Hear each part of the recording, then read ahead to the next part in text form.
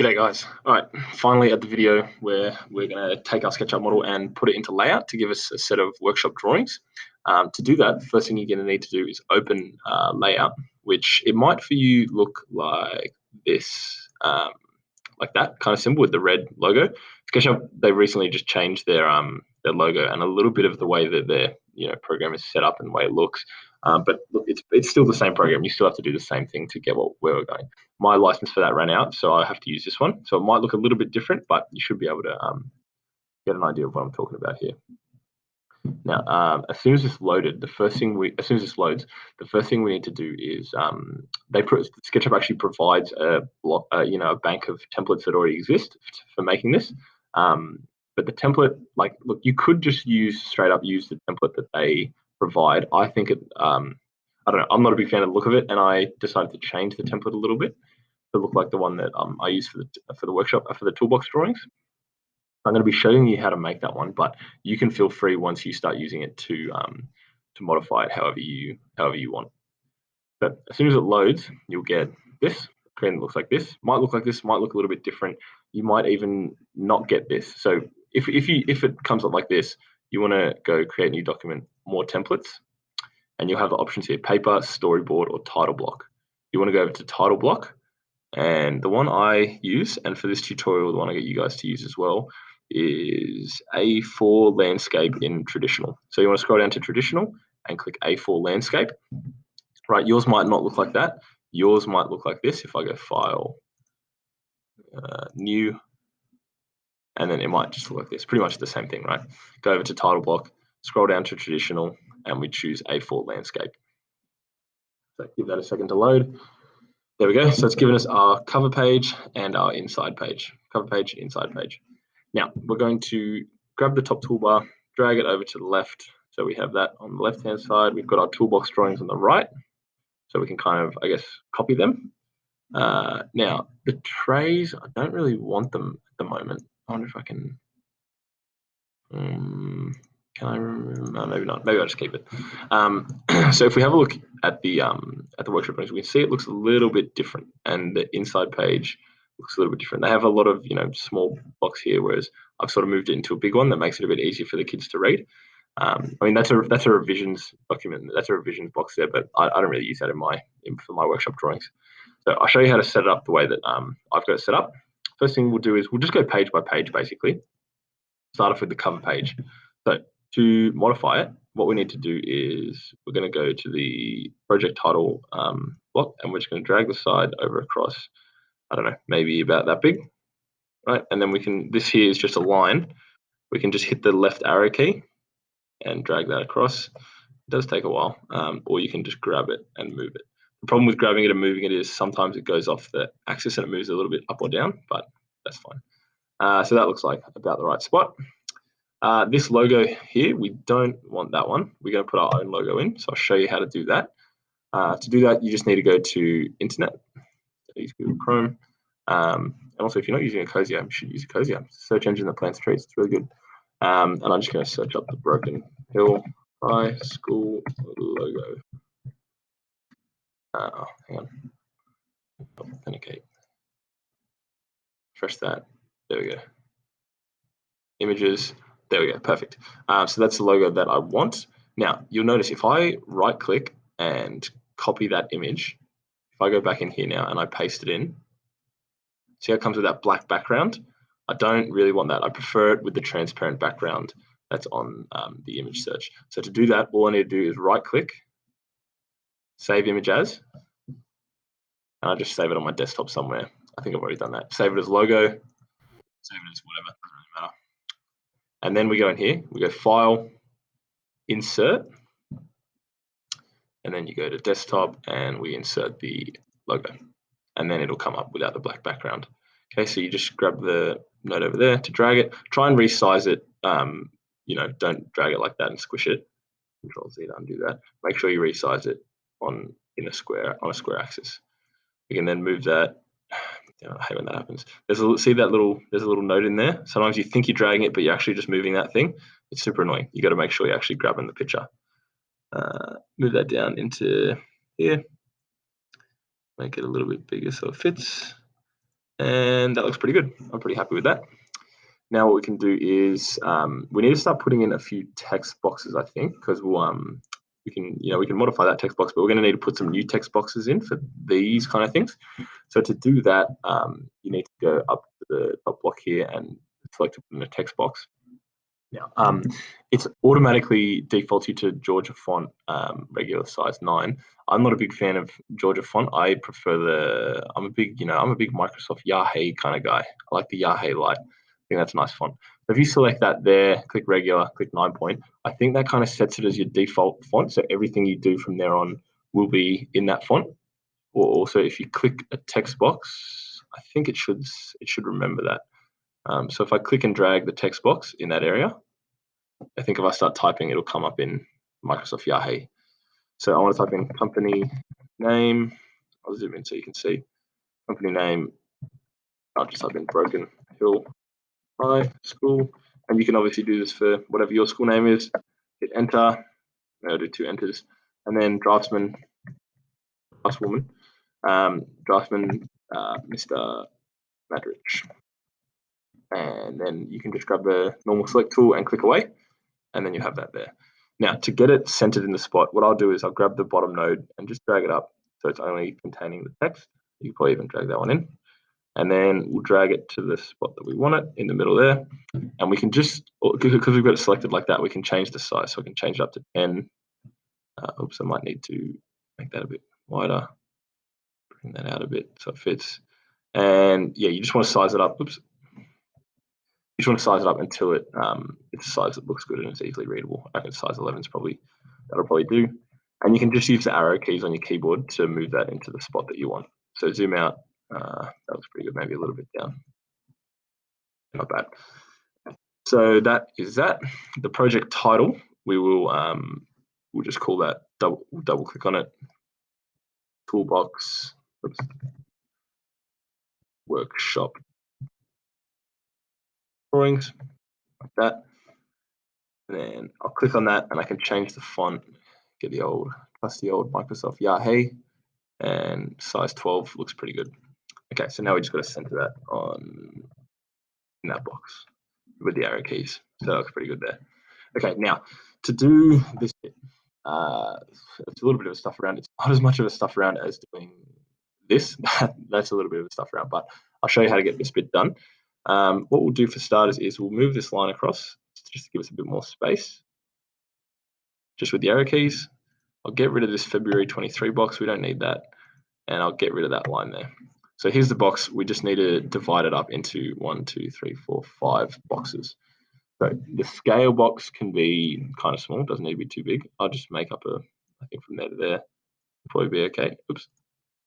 And then you click, and then hit escape to stop drawing the line. So that'll be our scale box. And then in here, I'll go from the midpoint of this line. See, it snaps on there to the midpoint. I can then go across to here, click on that, hit escape, and then I've got that line there. Now, if I want to go from the midpoint of this line up and then down and then hit escape, that's divided that into 4 boxes for me. Now, I think here, yeah, see here how I've moved it down a little bit to make more room for the third angle projection logo and the millimeters text. You can just click on that line and just move it down a bit to make yourself a bit more room. That looks pretty good. So we'll put in a text box now over here that says scale, and then because it's a front page, we'll go not applicable. But we can change that in the later drawings, like you see here. We put the scale in for whatever these ones are. So scale is NA. We'll make that maybe a 14, 16. 16 looks good. Make it center text, and then can also grab the little node there and just go like that. Move it down into the middle. Okay, oh, maybe a bit more. Now, a lot of this is just trying to make things look pretty, and you can spend as long or as little time as you want on it. You don't necessarily need to go through and change all these things. So the third angle projection logo. I think if I just go here, if I search third angle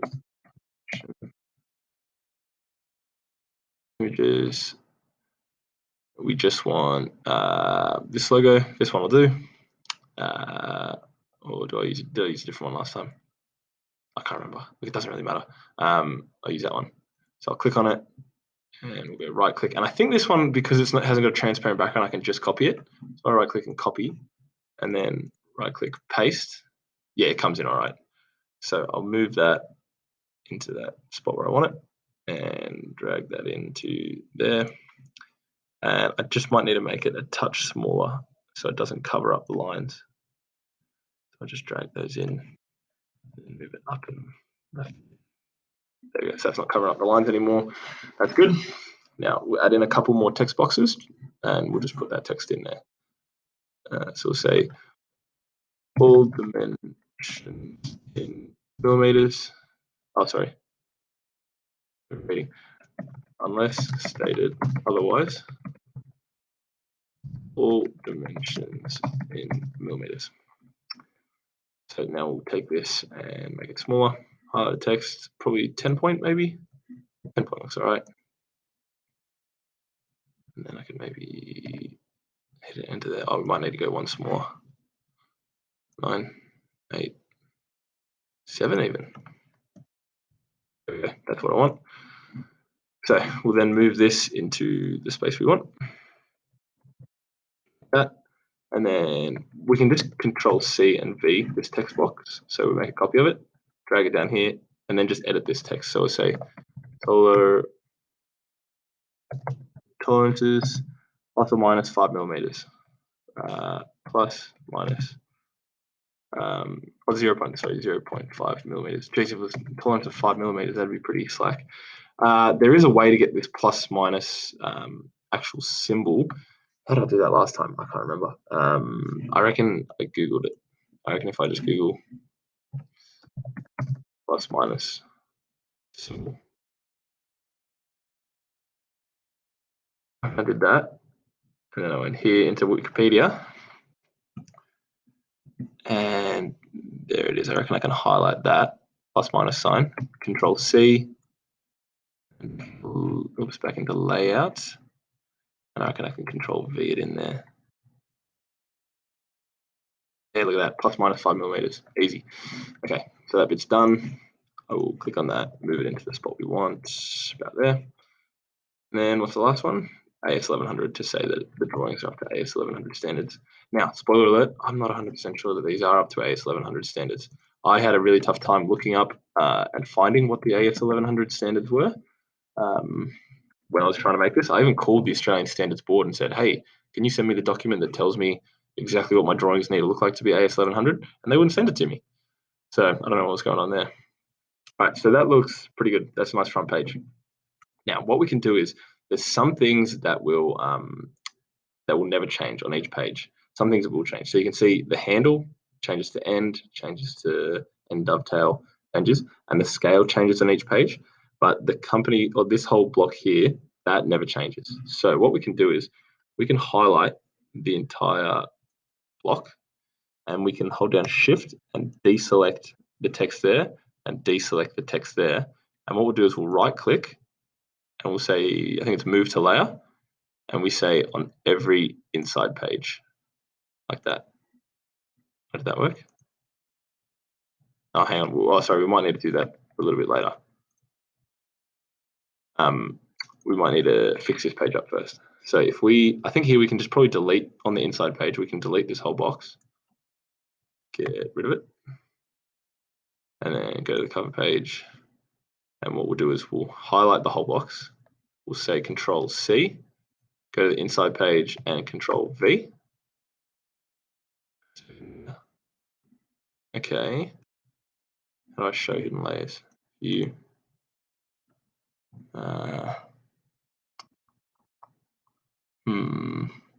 do I do that?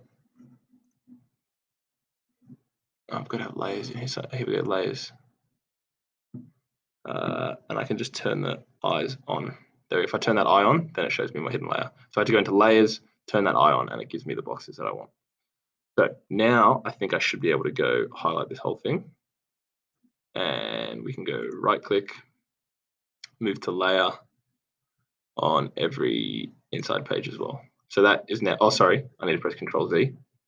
need to highlight the whole thing and deselect those texts. I need to deselect the scale and the Toolbox workshop drawings because we need to change them on each page. But now I right click, what? Hang on. Oops. Highlight the whole thing. Click here, right click, and then move to the layout on every inside page. Perfect. So now if I make a new page, I believe on the new page, yep, we've got that. And if I make another new page, it's the same. So it just hasn't got the scale and it hasn't got that. So we can put in the new name of the drawer and the new scale in each time, but the rest of the stuff stays the same. Okay, so that is our template. That's our template basically done. In the next video, is there anything else I need to show you?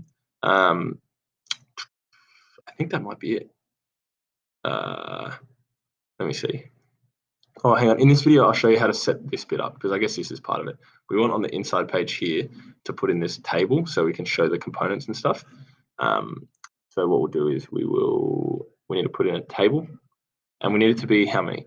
1, 2, 3, 4 wide, and 1, 2, 3, 1, 2, 3, 4, 5, 6, 7, 8, 9, 10, 11, 12, 13, 14, 15, 16, 17. So 4 by 17. So I drag that and see it shows me columns 5, I need columns 4, rows 17. Okay. Oops. Oh yeah, sorry. You click that and then you can move it to how big you want it. So we want to make sure it's about there. Then to resize these, I remember this being a real hassle. Like it doesn't operate how you'd think it would operate. See how it kind of moves everything? Then you click on that one first, drag that, make it small, maybe a little bit bigger. And then this one we'll make it a little bit bigger. This one we make it small-ish. And then this one we make bigger. But see how it's dragging that other one as well? I don't want you to drag that one. I just want you to drag that one.